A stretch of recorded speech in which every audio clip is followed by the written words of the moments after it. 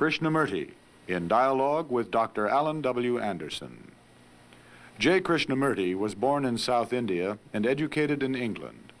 For the past 40 years, he has been speaking in the United States, Europe, India, Australia, and other parts of the world. From the outset of his life's work, he repudiated all connections with organized religions and ideologies and said that his only concern was to set men absolutely, unconditionally free. He is the author of many books, among them The Awakening of Intelligence, The Urgency of Change, Freedom from the Known, and The Flight of the Eagle. This is one of a series of dialogues between Krishnamurti and Dr. Alan W. Anderson, who is professor of religious studies at San Diego State University, where he teaches Indian and Chinese scriptures and the oracular tradition. Dr. Anderson, a published poet, received his degree from Columbia University and the Union Theological Seminary. He has been honored with a Distinguished Teaching Award from the California State Universities. Mr. Krishnamurti, just at the point where we left last time in our conversation, we had raised the question of the distinction between the notion that I must be responsible for my action and just being responsible. That's it. I was sitting here thinking to myself, oh, why can't we go on? But so perhaps we could start at that point. Would that be agreeable? I think, sir, there is a very definite distinction between responsible for and being responsible. If being responsible for implies a direction,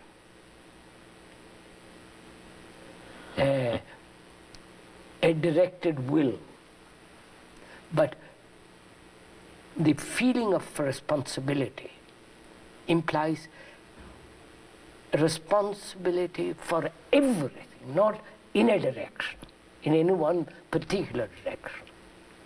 Responsible for education, responsible for politics, responsible the way I live, responsible for my behavior. It's a total feeling of complete responsibility, which is the ground in which action takes place. I think then this takes us back to this business of crisis we were talking about. If the crisis is continuous, then it's misleading to say I'm responsible for my action because I've put the thing out there again, and it becomes an occasion for my confusing what is at hand that requires to be done and the concept of this notion of my action, because I am my action. Yeah, that's it. I am it. That means I am feeling of responsibility expresses itself politically, religiously, educationally, in business, in the whole of life, responsible for the total behavior. Mm-hmm. Not in a particular direction. I think there is a great deal of difference. When one says I'm responsible for my action,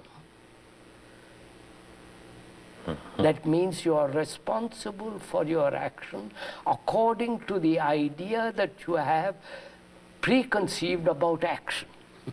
Exactly, yes. People sometimes will say that the child is free because it's not responsible. Oh, child is you can't take you can't take a child. No, of course not. But I think sometimes when we say this, we have this nostalgia for the past, as though our freedom would be freedom from constraint. Whereas if one is his action genuinely, there absolutely, is no restraint. There isn't any restraint at all. None at all. Right. Because right. Look, if one is has this total feeling of responsibility, then what is your responsibility with regard to your children? It means education. Are you educating them to bring about a mind that conforms to the pattern which the society has established? Which means you accept the immorality of the society that is. If you feel totally responsible, you are responsible from the moment it's born till the moment it dies. It's the right kind of education, not the education of making the child conform,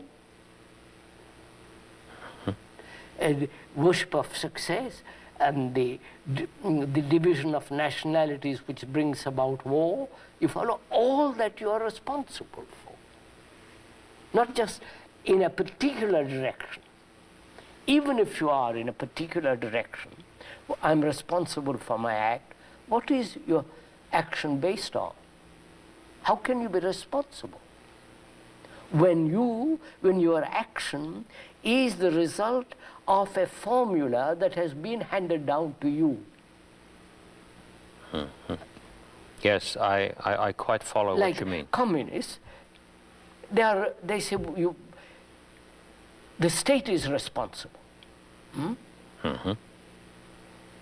The state, worship the state.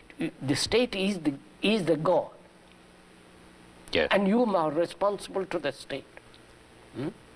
Which means they have conceived what the state should be, formulated ideationally, and according to that you act. That's not responsible action. That's irresponsible action. Whereas action means the doing now, the active present of the verb to do, which is to do now, the acting now. The acting now must be free from the past. Otherwise, you're just repetition, traditionally carrying on. That's not. I'm reminded of something in the I Ching that I think is a reflection of this principle that you pointed to. I don't mean principle in the abstract. If I'm quoting it correctly from one of the standard translations, it goes like this: the superior man, by which it means the free man, not hierarchically structured, does not let his thoughts go beyond his situation, which would mean that he simply would be present as he is, not being responsible to something out there that's going to tell him how to be responsible or what he should do.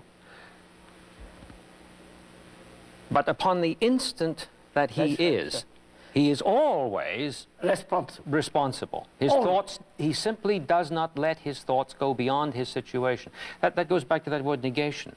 Because if he won't let his thoughts go beyond his situation, he's negated the possibility for their doing so, hasn't he? Correct. Yes. Oh, yes, I see that. The reason that I'm referring to these other quotations is because if what you're saying is true, and if what they say is true,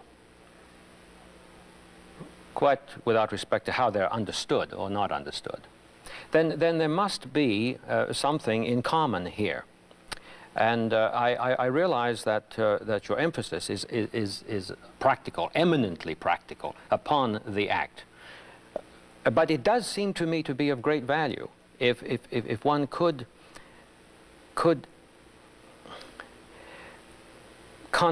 commune with the great literatures, which have so many statements in them that complain about the fact that they're not understood. I see that as a great gain. Sir,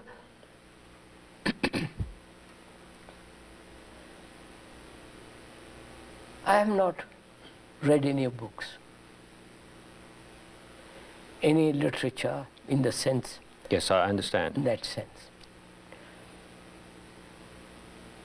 Suppose there is no book in the world. Problem's the same. Problem is the same. Of course, of course. There is no leader, no teacher, nobody to tell you do this, do that, don't do this, don't do that. You are there. You feel totally, completely responsible. Right.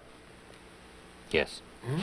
Then you have to have an astonishingly active, clear brain.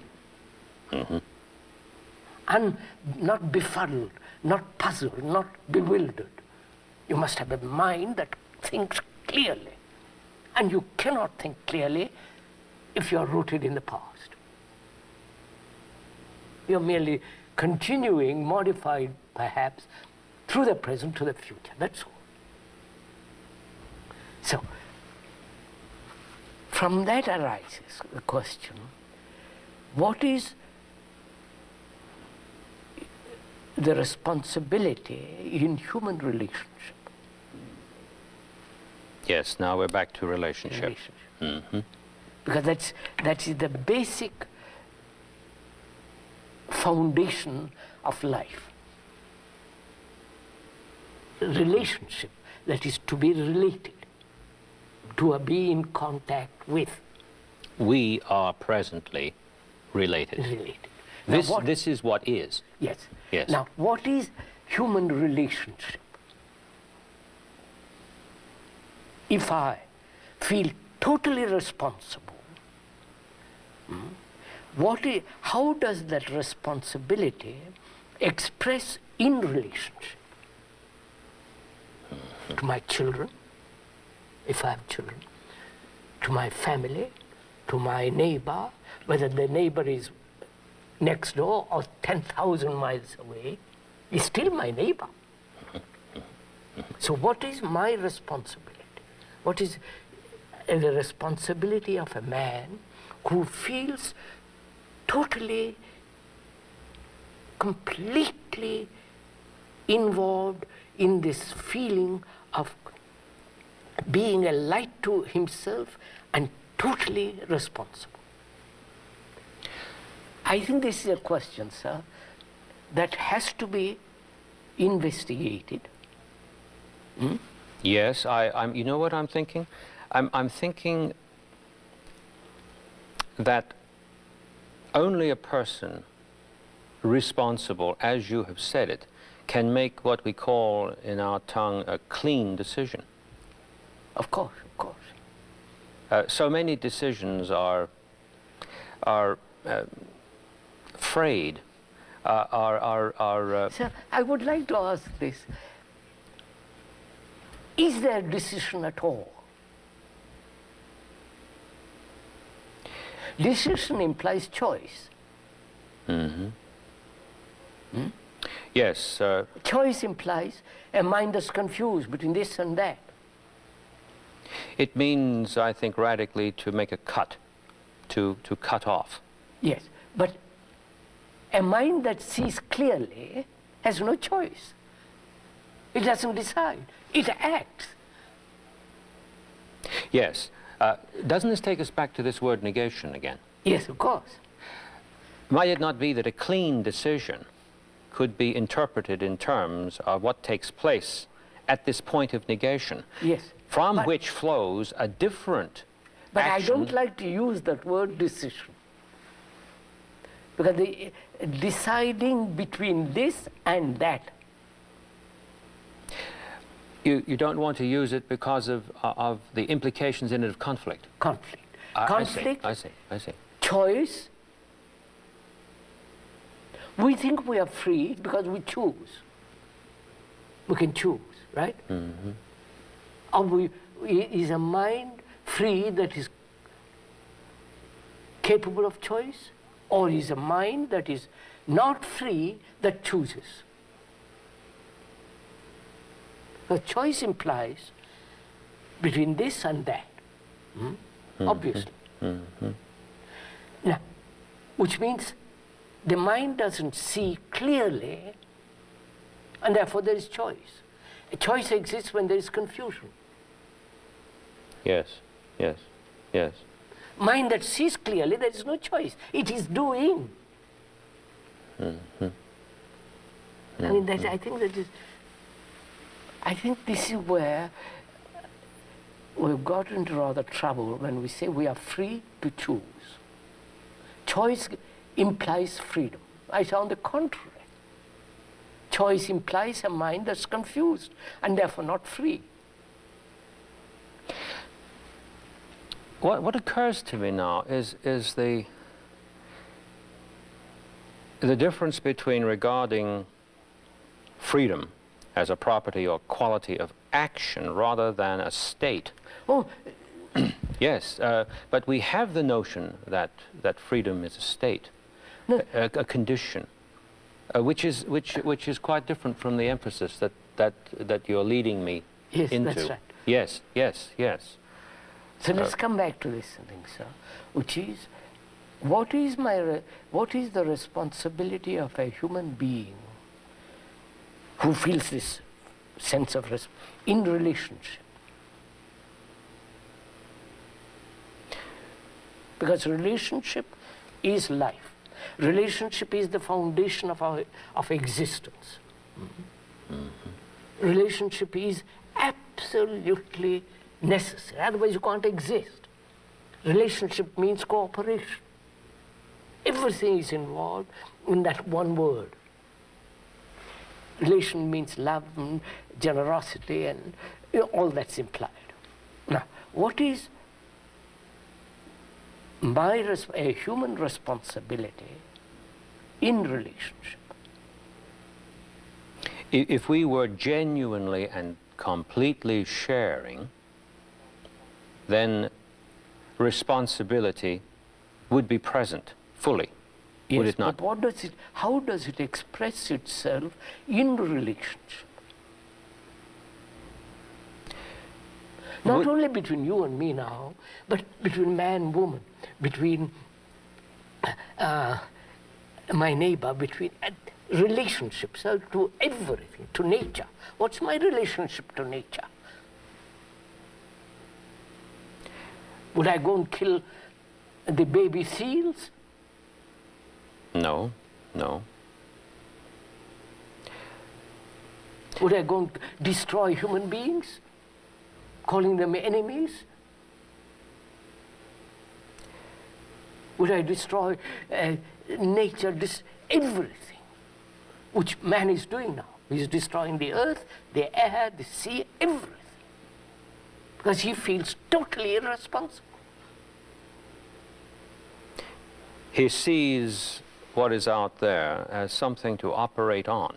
Yes, which is, he kills the baby seal, which I saw the other day in a film, which is the appalling thing. And a Christian, they call themselves Christians, going killing a little thing for somebody's, for some lady to put on the fur. And you follow the totally immoral the whole thing is. So, to come back, I say, how does this responsibility show itself in my life? I'm married. I'm not, but suppose I'm married. What is my responsibility? Am I related to my wife? The record doesn't seem very good. No, not only record, actuality. Am I related Right. to my wife? Right. Or am I related to my wife according to the image I have built about her? And I'm responsible for that image. You follow, sir? Yes, because my input has been continuous with respect to that image. So I have no relationship with my wife if I have an image about her. Or if I have an image about myself when I want to be successful and all the rest of that business. Since we were talking about now, being now, there's a point of contact, I take it, between what you're saying and the phrase that you used in one of our earlier conversations, the betrayal of the present. Absolutely. Yes. If one... You see, that is the whole point, sir. If I am related to you, I have no image about you or you have an image about me. Then we have relationship. Mm-hmm. We have no relationship if I have an image about myself or about you. Our images have a relationship. But in actuality, we have no relationship. I might sleep with my wife or some, but it is not a relationship. Mm-hmm. It's a physical contact, sensory excitement, nothing else. So my responsibility is not to have an image. Mm-hmm. Mm-hmm. This brings to mind, I think, one of the loveliest statements in the English language, which I should like to understand in terms of what we have been sharing. These lines from Keats' poem Endymion. There's something miraculous, marvelous in this statement, it seems to me, that's immediately related to what you've been saying. A thing of beauty is a joy forever. And then he says, as though that's not enough, he says its loveliness increases. Quite. And then, as though that's not enough, he says it will never pass into nothingness. Right. Now, when the present is not betrayed, it's full with a fullness that keeps on abounding. It's quite understand. Would I be correct Yes, I in think that? so.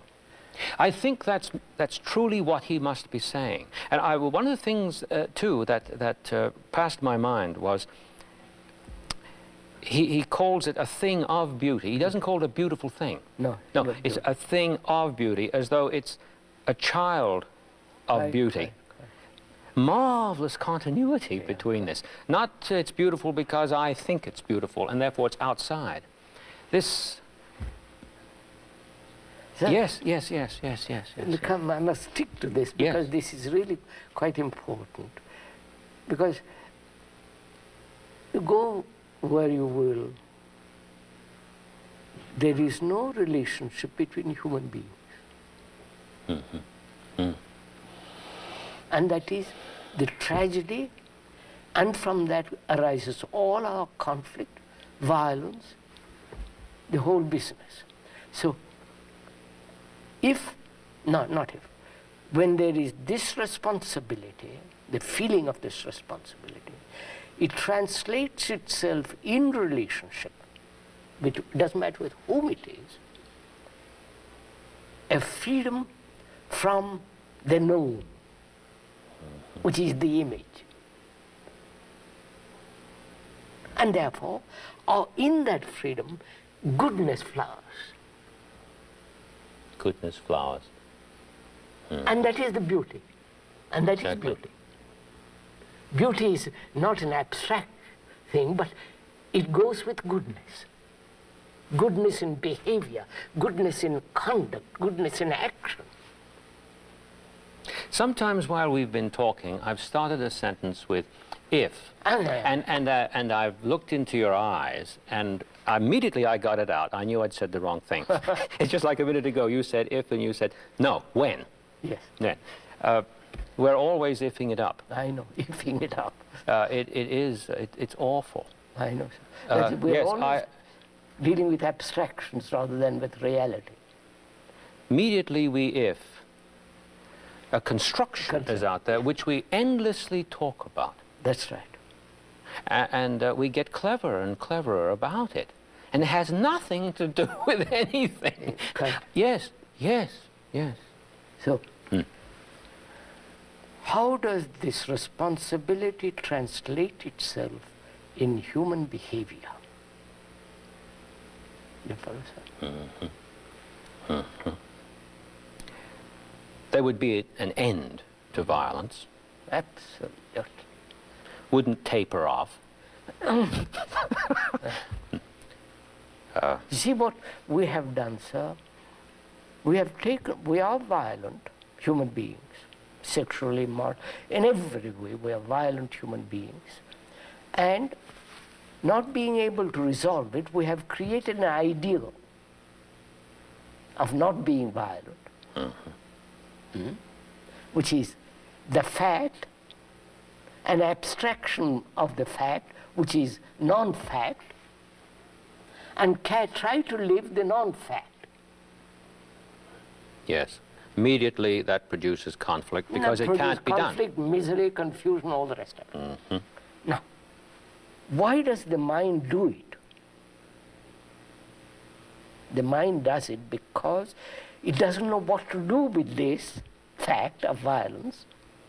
Therefore, it's in abstracting the idea of not being violent, postpones action. I am trying not to be violent. And in the meantime, I'm jolly well violent. Yes. And it is an escape from the fact. All abstractions are escape from the fact.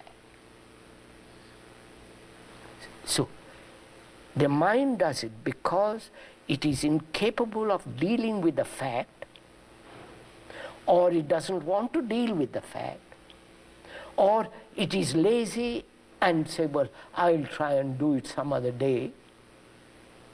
All those are involved when it withdraws from the fact.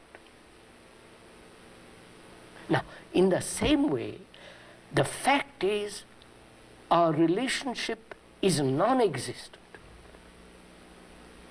I may say to my wife, I love you, I'm etc., etc., but it's non-existent. Because I have an image about her and she has an image about me. So, on abstractions we have lived. It just occurred to me that the word fact itself, which there have been no end of disquisitions about. No, of course. Fact, what is, let's call it what is. But actually it means something done. Done, yes. Not the record of something, but actually something done, performed, act. And it's that sense of fact that with our use of the word fact, give me facts and figures. We say in English, no, give me facts. We don't mean that when we say it. No. If one probably wouldn't need facts and figures in that abstract sense. So this is yes, this reveals a tremendous lot. I follow. When you feel responsible for education of your children. Not only your children. Are you educating them to conform to a society? Are you educating them to merely acquire a job? Are you educating them to the continuity of what has been? Are you educating them to live in abstractions, as we are doing now?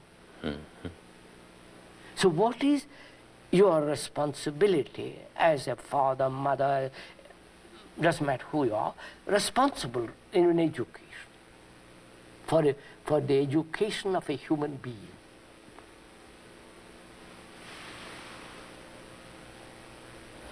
That's one problem. What is your responsibility if you feel responsible for human growth, human culture, human goodness? What's your responsibility to the earth? To nature? You follow? It is a tremendous thing to feel responsible.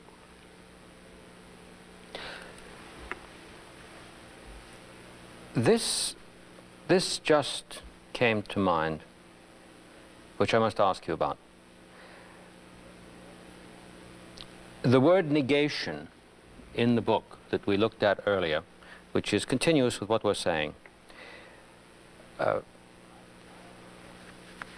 I think is itself rather endangered by the usual notion that we have of negation, which is simply a prohibition, which is not meant. No, which is not meant. Of course not. When we reviewed that incident in the Gita between the general and his charioteer, the Lord Krishna, the Lord's response was a negation without it being a prohibition. Quite. Wasn't it? I don't know. I'm no. I mean, in terms of what we just got through of seeing. course, Yes. There's a difference then between rearing a child in terms of relating to the child radically in the present, in which negation, as is mentioned in the book here that we went through, is continuously and immediately and actively present, and simply walking around saying to oneself, now I'm rearing a child, therefore I mustn't do these things, and I mustn't do those things, I must do that. Exactly. An entirely different thing. But so one has to break the habit of seeing negation as prohibition. And also, you see, with responsibility goes love, care, attention. Yes, earlier I was going to ask you about care in relation to responsibility. Something that would flow immediately, naturally. Yes. Not something that I'd have to project that I needed to care for later. Yeah. And so I won't forget. I mean, but I would be with it. Yes. See, that involves a great deal too, because the mother depends on the child. And the child depends on the mother or the father, whatever it is. So that dependence is cultivated. Not only between the father and the mother, but depend on a teacher. Depend on somebody to tell you what to do. Depend on your guru. Yes, so I'm gradually, the child, the man, is incapable of standing alone. And therefore he says, I must depend on my wife for my comfort, for my sex, for my this or that and the other thing. I'm lost without her. And I'm lost without my guru, without my teacher. It becomes so ridiculous. So when the feeling of responsibility exists, all this disappears. You are responsible for your behavior, for the way you bring up your children, for the way you treat a dog, a neighbor, the nature. Everything is in your hands. Therefore, you have to become astonishingly careful what you do. Careful, not I must not do this and I must do that. Care. That means affection, that means consideration, diligence. All that goes with responsibility, which present society totally denies. When we begin to discuss the various gurus that are imported in this country, that's what they are doing, creating such mischief, making those people unfortunate, thoughtless people who want excitement, join them, do all kinds of ridiculous, nonsensical things. So we come back. Freedom implies responsibility. And therefore freedom, responsibility means care, diligence, not negligence, not doing what you want to do, what is happening in America. Do what you want to do. This permissiveness is just doing what you want to do, which is not freedom, which breeds irresponsibility.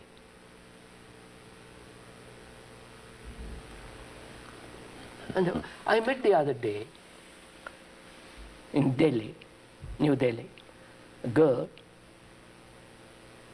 and she's become a Tibetan.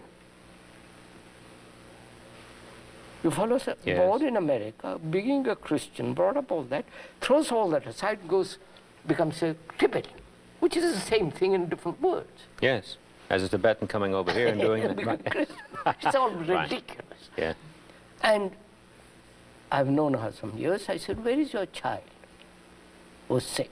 Oh, she said, I've left him with other liberated Tibetans. I said, at 6, you are the mother?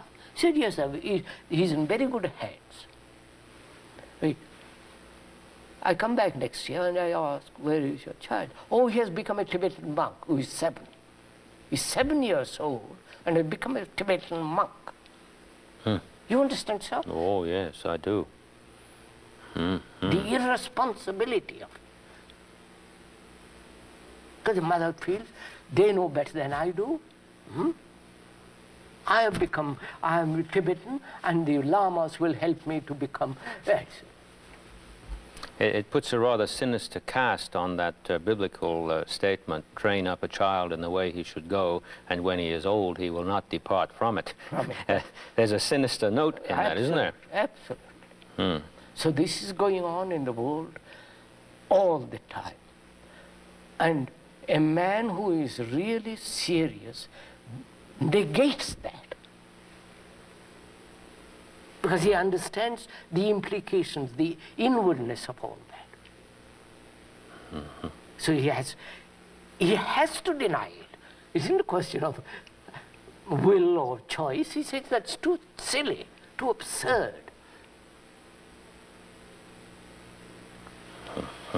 So freedom means responsibility and infinite care. The phrase that you just spoke, infinite care, Yes, sir. would be totally impossible to what we mean by a finite being, unless the finite being did not betray the present. With not betraying the present, it's a negative again. It's a negation again. With not betraying the present, which is not to say what will happen if it's not So done. the Right. word present, the now, is rather difficult. Oh, yes. Yes. Philosophers love to call it the specious And present. I don't know what philosophers say. I don't want to enter into all that speculative thinking. But the fact, what is the now?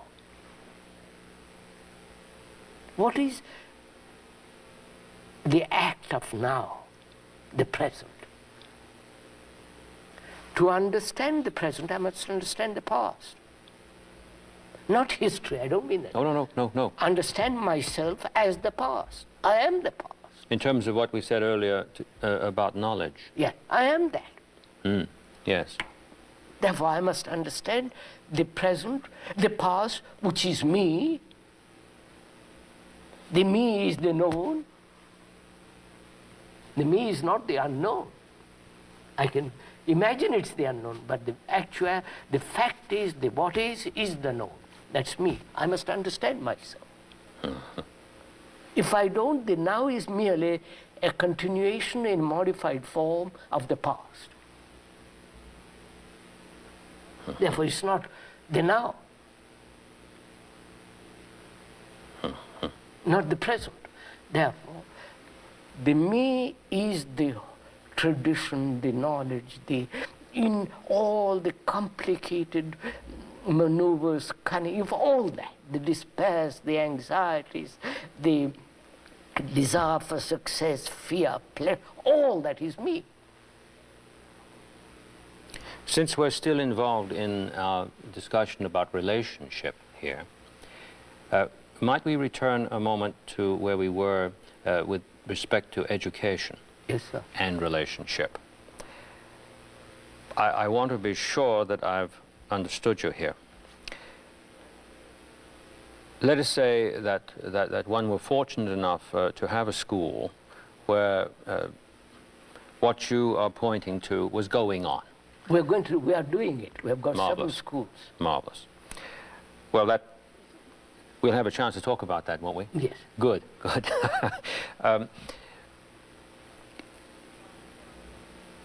If I'm current here, it would seem that if the teacher is totally present to the child, the child will feel this. The child won't have to be instructed in what this means then. So, that means is that really, right? Yes, but one has to find out what is the relationship of the teacher to the student. Yes, yes, I quite see that. Of course. What is the relation? Is he merely an informer in giving information to the child? Any machine can do that. Oh yes, the library is filled with And it. any machine can. Sure. Or what is his relationship? Does he put himself on a pedestal up there and the student down there? Or is the relationship between the teacher and the student, is it a relationship in which there is learning on the part of the teacher as well as the student? Learning. Yes. Not I have learned and I'm going to teach you. Therefore, in that, there is a division between the teacher and the student.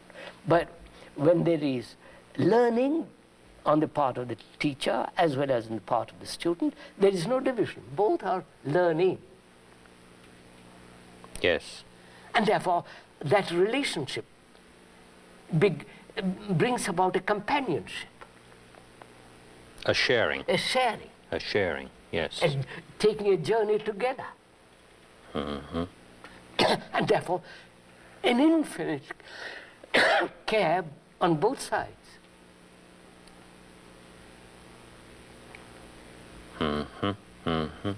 So it means, how is the teacher to teach mathematics or whatever it is to the student, and yet teach it in such a way that you awaken the intelligence in the child, not about mathematics. No, of course not. No, yes. Yes. And how do you bring this act of teaching in which there is order? Because mathematics means order. The highest form of order is mathematics. Now, how will you convey to the student in teaching mathematics that there should be order in his life? Not order according to a blueprint. That's not order. You've heard? Yes, yes. Therefore, it's a creative teaching. And not create. It's a teaching, it's an act of learning all the time. So it's a living thing. Not something I've learned and I'm going to impart it to you. This reminds me of a little essay I read many years ago by Simone Weil, which she called On Academic Studies. There's some title like that. And she said that every one who teaches a subject is responsible for teaching the student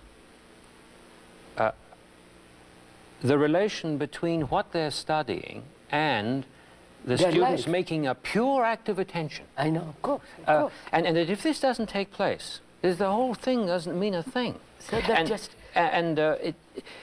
One stops to think, what would a teacher say if a student walked up and looked at them and said, fine, we're studying calculus right now. Now, you tell me how I am to see this that I'm pursuing in relation to my making a pure act of attention. It would be likely a little embarrassing, except for the most unusual person who had who had a grasp of the present.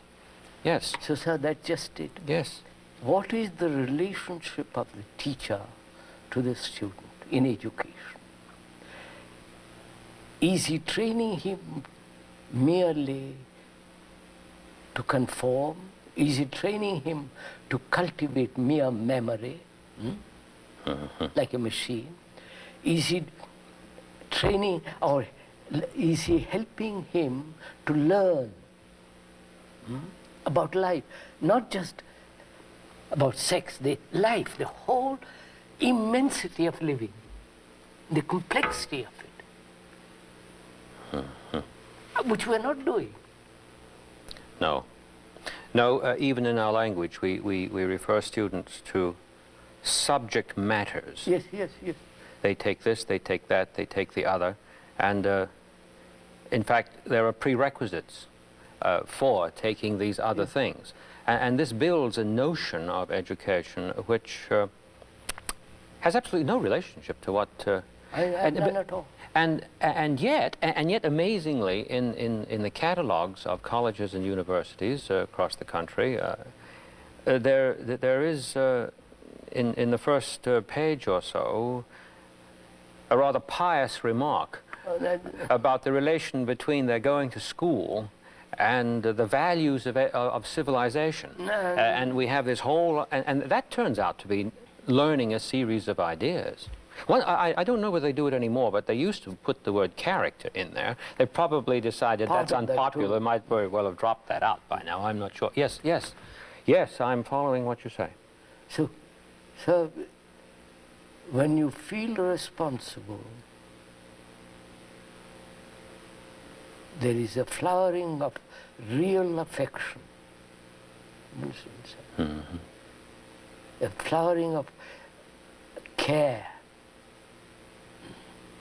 for a child. And you don't train him or cultivate, condition him to go and kill another for the sake of your country. You follow? All that is involved in it.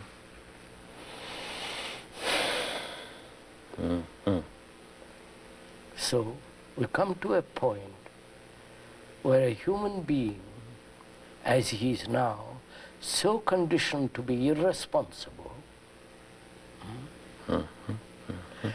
how is that, what are the serious people going to do with the irresponsible people? Do you understand? Education, politics, religion, everything is making human beings irresponsible. I'm not exaggerating, this is so.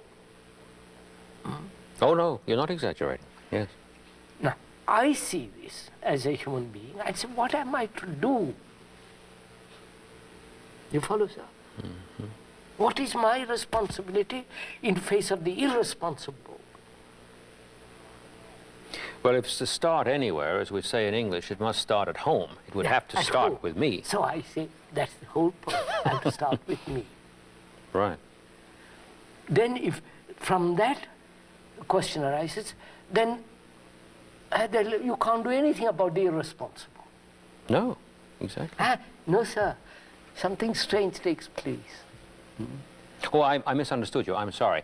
What I meant by replying there is that I don't attack the irresponsible. No. No. Yes, go ahead. Yes. Something strange takes place, which is consciousness.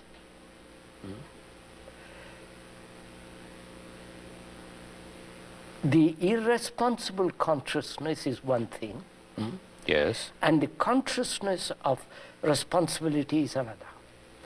Now, when the human being is totally responsible, that responsibility unconsciously enters into the irresponsible mind. I don't know if I'm conveying anything. Yes, no, go ahead. So look, I'm irresponsible. Suppose I'm irresponsible. You are responsible. You can't do anything consciously with me. Because the more you actively operate on me, I resist. That's right. That's right. That's what I meant by no attacking. Attacking. I react violently to you. I build wall against you. I hurt you. I do all kinds of things. But you see that you cannot do anything consciously, actively. Let's put it that way. Designedly. Designedly. Planned, which is what they're all trying to do. But if you can talk to me, to my unconscious, because the unconscious is much more active, Oh, yes. much more alert, much more sees the danger, much quicker than the conscious. So it's much more sensitive. So if you can talk to me, to the unconscious, that operates. So you don't actively, designedly attack the irresponsible. They have done it. And they have made a mess of it. Oh, yes, it compounds, Yeah, complicates yeah. the thing further. Whereas if you talk to him, you talk to me, but your whole inward intention is to show how irresponsible I am, what his responsibility means. You follow? You care. In other words, you care for me. Yes, yes. I was chuckling because the complete and total opposite crossed my mind, and it just seemed so absolutely absurd. Yes. No. I'm. You care for me I do. because I am irresponsible.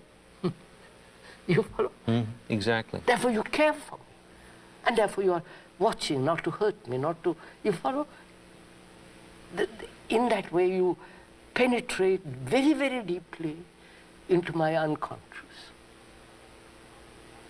And that operates unknowingly when I'm, suddenly I say, but how you follow? That operates.